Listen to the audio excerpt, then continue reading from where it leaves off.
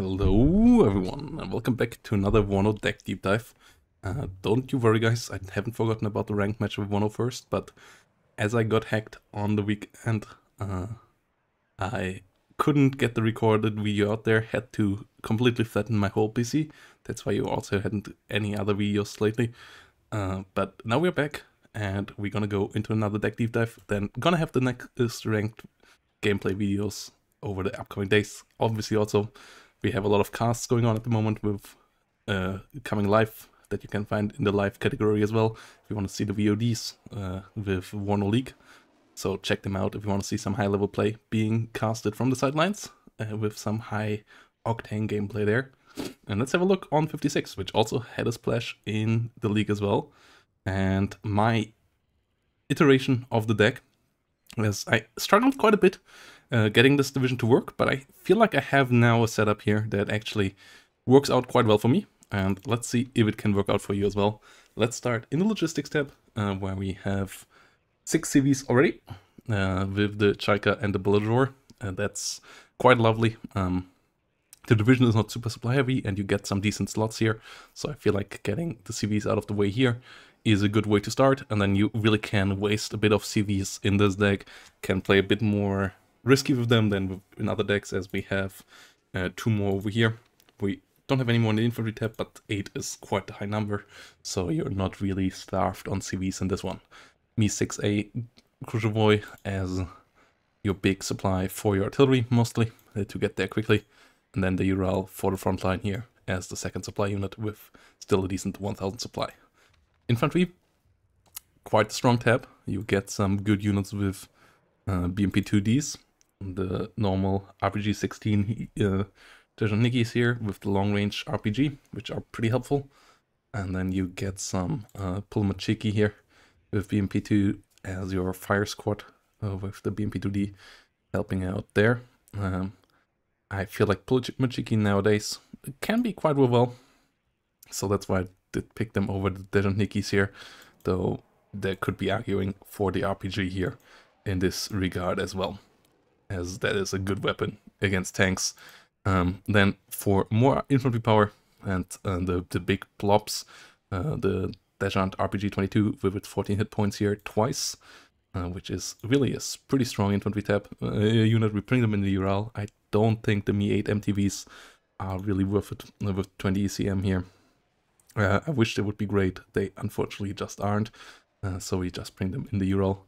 Then some ATGMs here, twice in the Luash, the small ones with the Fagot, and then the Conquerors coming around, and then we bring some Dejants and Parries here with the S8 rocket BTR coming around, just some spammable satchel charge infantry that brings you these big rocket pod units that you can reload quite quickly. The supply efficiency is pretty decent on the 80mm, and you just bring them around, park a supply truck next to them, and then use them as long-range fire support. And that's how I had the best success with them yet. I see other people using the Rise. I don't have the biggest success with them, so that's why I go with the S8 as long-range plus supply truck. They really work nicely. Medis, because you want to have some Medis, at least as long as they still have the range. Afterwards, you might want to switch to the normal RPG, but we will see how things go. And then, in case you have a game where you really want to helo spam, I bring the Dejant Afghanzi, so do you get some more Hinds with the extra 10 hit points, with the rockets, with the gun. I feel like they are quite worthwhile, more worthwhile than the Mi-8 MTV, thanks to the 2 extra hit points, which is in my eyes more worth than the 20 ECM, plus the gun that actually can annoy enemy infantry as well, plus the faster speed as well, which is pretty important, both for getting the Dejant Afghanzi out. There are some games where you want to maybe even open with them, and then also just getting them around. Artillery, it's all about the Grad, baby. Just let the rockets fly. There is an argument for some mortars. The M240 cluster can do pretty good as well, but I'm not good with it, so I just fire rockets and love them. The great thing in this deck is that you get them with 1 star veterancy, so they already have better aim and reload time. And if you get a leader next to them, they get even more insane. So yeah, Gruts here are absolutely lovely. Tank tab, T62s, all the way, baby. With decent veterancy as well here on these guys, so they can do quite nicely. They are not the best offensive weapon, but they do the defensive tanking for you quite nicely, especially the ones with the ATGM.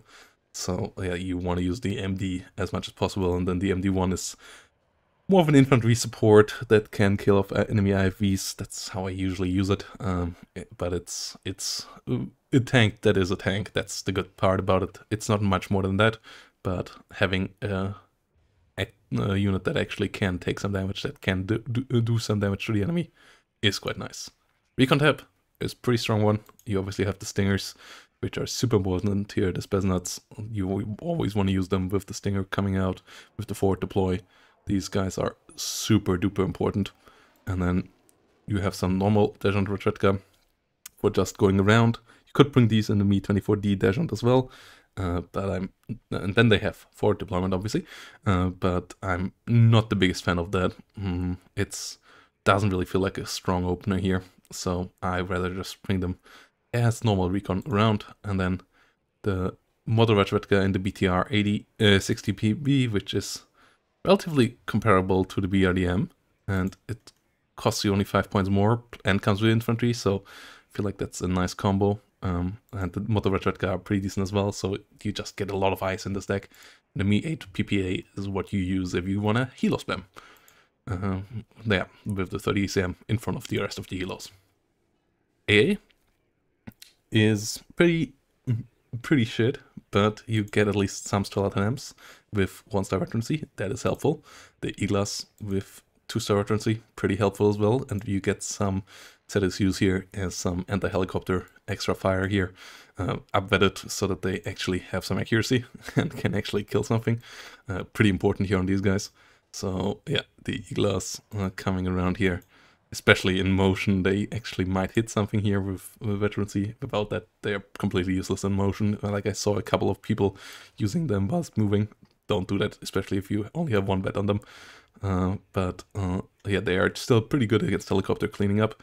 If they get close to you against aircraft, they can help out a bit, stressing them, not much more.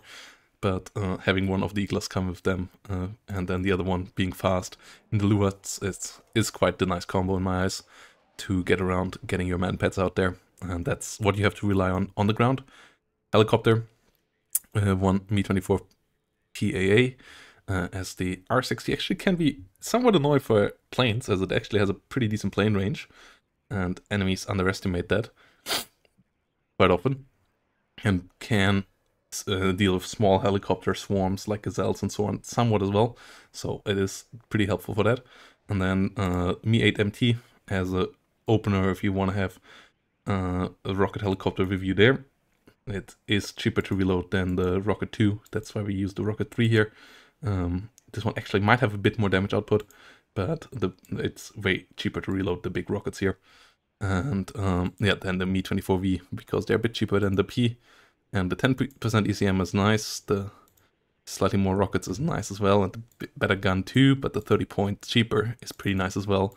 And if you want to use helicopter, you usually want to use them cheap in this deck, because they are somewhat vulnerable. You can't protect them as well, like 82nd can, for example. So yeah, you want to have your Hinds somewhat cheap. MiG-23s, try their best to protect them. And yeah, you're vulnerable to any kind of air shenanigans, so you want to have as many fighters as possible in this deck. That's why we go for all the fighters here. And then you're also vulnerable to biggie tanks, so that's why we go with both AT options here. LGB, considerable as well, but I had more success with having slightly more tech aircraft. Is the only thing where I need aircraft so far, because against soft targets you have your helicopters, you have your Gruts, tanks, so there the LGB is more expensive, lower availability, and these guys here are nearly as good as at dealing with that, so I just go with the MiG-27K AT options here instead. And yeah, this is the 56, with a bit more figured out than a couple of days ago, when we had the last look on this. And now I actually have played this quite a bit. Let me know down below what you think about this deck, what do you think about 56 in general, and yeah, hope you have a nice day. You can, as always, find this deck in the deck list that I have out there as well. So yeah, if you want to grab that, go over there. See you and have a nice day.